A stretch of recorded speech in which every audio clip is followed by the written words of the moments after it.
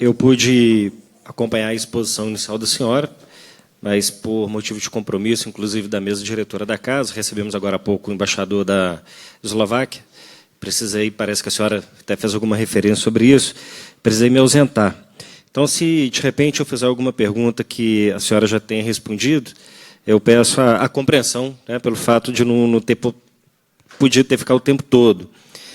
Eu quero aqui, secretário, eu não vou fazer o discurso, eu acho que os colegas já o fizeram, eu vou direto nas questões que eu acho que são importantes, né? Sabemos que a Secretaria de Desenvolvimento Agrário ela foi extinta na reforma administrativa, então entendo que a política da agricultura familiar ficará a cargo também da Secretaria de Agricultura, Pecuária e Abastecimento, né? E eu sempre disse aqui no processo da reforma que o problema principal não seria a extinção de um órgão da gestão, mas a extinção, talvez, da política pública, né? Essa, sim, é importante que a gente a preserve e a mantenha, pela relevância, né? O café, a carne, o leite, o agronegócio, ele é importante do ponto de vista da balança comercial, inclusive do nosso país, mas a agricultura familiar ela é fundamental para a nossa alimentação, né? Mais de 80% é garantido pela agricultura familiar. E Minas tem esse perfil. Aí eu queria aqui fazer algumas perguntas para a senhora. Pode ser que talvez a resposta ainda não esteja pronta, porque também compreendo que o governo está se iniciando, tem essa compreensão, e se ela não estiver pronta, talvez ela fique como indicativo, né? Porque no modelo da Assembleia Fiscaliza nós vamos nos encontrar novamente daqui a algum tempo, e a gente pode estar revendo essas questões. Hoje nós temos uma política que é o PNAE, Programa Nacional de Alimentação Escolar.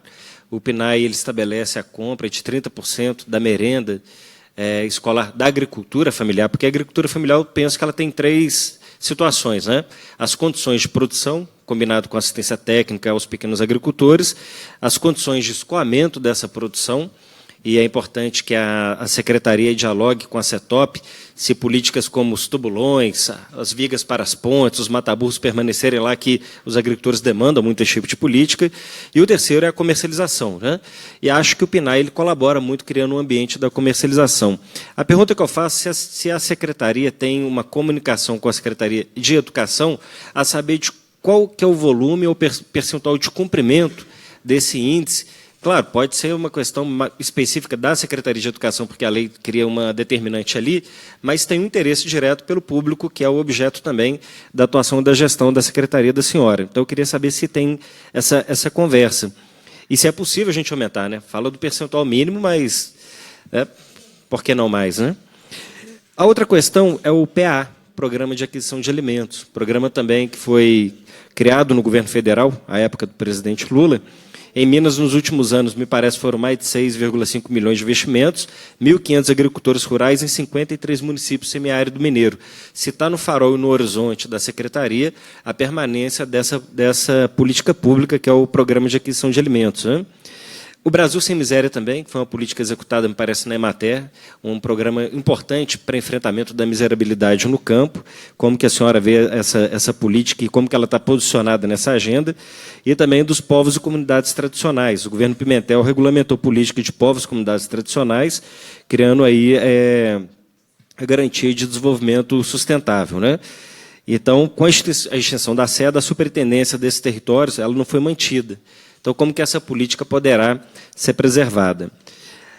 A outra pergunta, talvez ela não seria nem feita diretamente à senhora, mas como eu vejo que a senhora tem uma boa comunicação com a Secretaria de Meio Ambiente e ela trata de meios para a produção, eu vou fazê-lo, que eu não sei se eu vou conseguir fazer para o secretário Germano. Alguns pequenos produtores estão me trazendo uma denúncia de que o agronegócio na região de Buritis estaria fazendo exploração das águas do rio Urucuia sem a devida licença por parte da SEMAD para poder fazer a captação dessa água.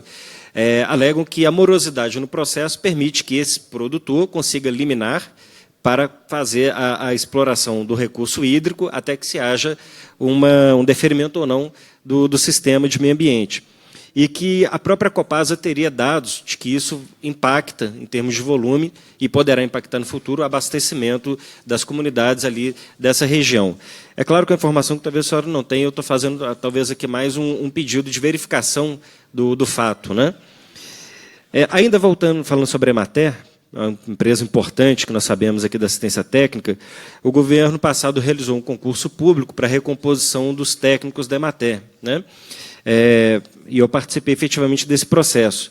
Tem uma previsão da convocação desses concursados, porque há um déficit dos técnicos, alguns atendem no chamado modelo satélite, com 2 até 3 municípios, e muitos prefeitos gostariam de um técnico que, às vezes, cuidasse exclusivamente pela demanda que as cidades possuem. Então, se está no horizonte também da secretaria, e se está, em quanto prazo, uma recomposição dos quadros dos técnicos que estão defasados. E na exposição inicial da senhora eu pude ver que foi tratada a questão da regularização fundiária. É uma política importante, porque sem a regularização, né, da terra é difícil ter acesso a crédito, a algumas políticas públicas. Antes do governo Fernando Pimentel, me parece que foram entregues em torno de 50 títulos, não sei se esse número está correto, e nos últimos 4 anos, mais de 3.000 títulos da regularização fundiária. Se também essa política, me parece que sim, que será mantida, mas se há um número no farol da secretaria a ser atingido, ou isso é difícil a gente estabelecer hoje. Então, essas são algumas questões que eu queria trazer, né, para a gente poder aqui conversar um pouco. Obrigado. Obrigado, deputado Cristiano Silveira. Com a palavra, nossa secretária. Muito obrigada, deputado Alexandre. A lista aqui é grande, mas vamos lá. Quanto ao PNAE e o PAA, nós ainda não estamos conseguindo atingir, mas a política continua na secretaria, e uma das dificuldades, principalmente do PAA, é a questão dos pequenos produtores não estarem organizados em cooperativa, que já foi até uma coisa que o deputado Zona da Mata aqui levantou. Nós tivemos, há 2 semanas atrás, um evento que foi muito bem, assim, muita gente participou, que foi exatamente isso. Como que nós vamos fazer para ajudar esses pequenos produtores a se organizarem em cooperativas para que possam acessar esses programas?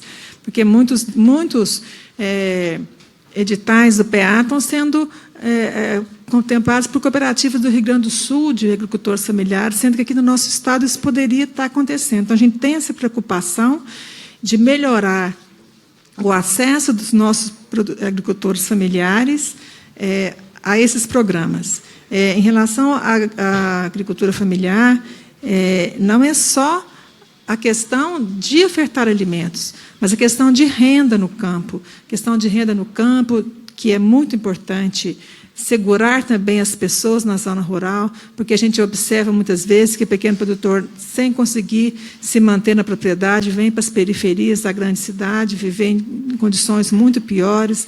Então, eu acredito que, trazendo produtividade, incentivando os pequenos produtores a ter mais renda, isso vai fixar o homem no campo, e você vai, como diz o deputado Luiz Humberto, aliás, Antônio Carlos Arantes, quando você aumenta a renda no campo, você aumenta todas as cadeias do Estado, você incentiva a economia como um todo. Então, isso é a política, nenhuma das políticas da SEDA deixaram de ser contempladas. Nós temos uma subsecretaria para desenvolver o desenvolvimento rural para a agricultura familiar. E tem uma para os assuntos fundiários e uma para a política econômica. Então, todos os programas da SEDA foram contemplados. E você perguntou se o PNAE e o PAA, sim, eles podem ser além dos limites. Inclusive, lá em Bonfinópolis de Minas, a prefeitura conseguiu a organização de forma que o PNAE foi, acho que 42% no ano de 2017, lá em Bonfinópolis. Então, eles conseguiram realmente um índice muito bom de aquisição dentro do programa. Então, ele pode ser, sim, acima do limite, não tem indicação, problema não. E a gente vai buscar o Brasil Sem Miséria, um programa que, na minha opinião, ele é muito importante, porque ele faz exatamente isso que eu acabei de falar. Ele dá uma nova perspectiva para o agricultor, um negócio novo, uma coisa que realmente vai trazer mais renda. A gente vai, então, buscar que ele tenha um programa novo para ele. Quanto a essa questão da outorga, eu vou verificar, mas, na verdade, isso pode ser levado diretamente à Polícia Ambiental da região, ou à SUPRAM. Eu não acredito que o Rio Urucuí é um rio grande, muito visível, que alguém possa estar fazendo uma captação irregular lá, porque nós temos uma superintendência, uma polícia ambiental muito atuante na região do Noroeste. Mas é o que você fala, a gente precisa realmente verificar. Se você tiver mais alguma informação, nome de fazenda, de produtor, para que a gente possa passar diretamente pelo superintendente, verificar, eu agradeço. Quanto aos povos tradicionais, ficou na CEDESE, essa atribuição não ficou aqui com a CEAPA. E quanto ao concurso da Emater, eu já tive uma reunião específica com o secretário de Planejamento sobre essa questão, porque a lei de responsabilidade fiscal nos impede de novas contratações, mas eu tenho recebido uma demanda tão grande, é difícil uma semana que eu não venha um prefeito no meu gabinete e peça, secretária, por favor, mande mais um técnico para o escritório da Emater. As poucas prefeituras que ainda não têm convênio com a Emater estão pedindo para poder fazer o convênio, algumas que tinham cancelado, sentiram necessidade do trabalho da Emater, estão pedindo para voltar. Então, eu levei essa necessidade para o doutor Otto, ele vai verificar se, pelo menos, os funcionários que estão se aposentando, que estão deixando, sem aumentar o número de quadros, que a gente possa começar a chamar o concurso, pelo menos parcialmente, 10, 20, aos poucos, para que a gente possa, dentro do que for reduzido na própria empresa, para que a gente possa não descumprir a lei de responsabilidade fiscal e conseguir dar um bom atendimento às prefeituras.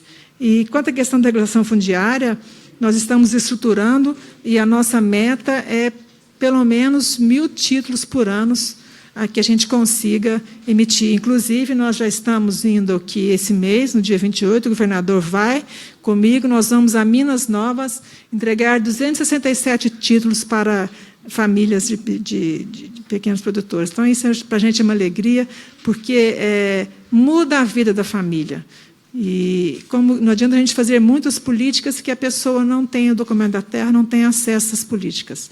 E também para o próprio município, para a gestão da prefeitura, fica tudo numa outra situação. Nós temos uma demanda muito grande de regulação fundiária no Estado, e isso já foi discutido com o governador, então é uma coisa que, assim que a gente consiga respirar, isso vai ser uma das prioridades no Estado, porque a regulação fundiária ela é fundamental para todas as outras políticas que a gente desenvolve. Então, nós temos essa expectativa com a equipe, nós temos a subsecretaria só para a questão fundiária, já fomos, dentro daquilo que o deputado falou, do calhamaço de projetos que nós levamos no Ministério da Agricultura, um deles é para a regularização fundiária, acho que de 10 municípios do norte e do Vale do Jequitinhonha, exatamente buscando recursos do governo federal. E a gente fica um pouco mais assim, confortável, porque o próprio fato da gente estar recebendo visitas do Ministério, como teve na sexta-feira passada o secretário executivo Marcos Monte, o secretário de Agricultura Familiar na Emater.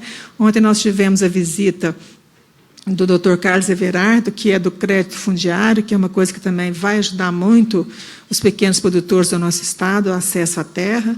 E ele veio e falou, nossa, secretária, eu fiquei impressionado com a sua equipe, com a sua estrutura para a regulação fundiária.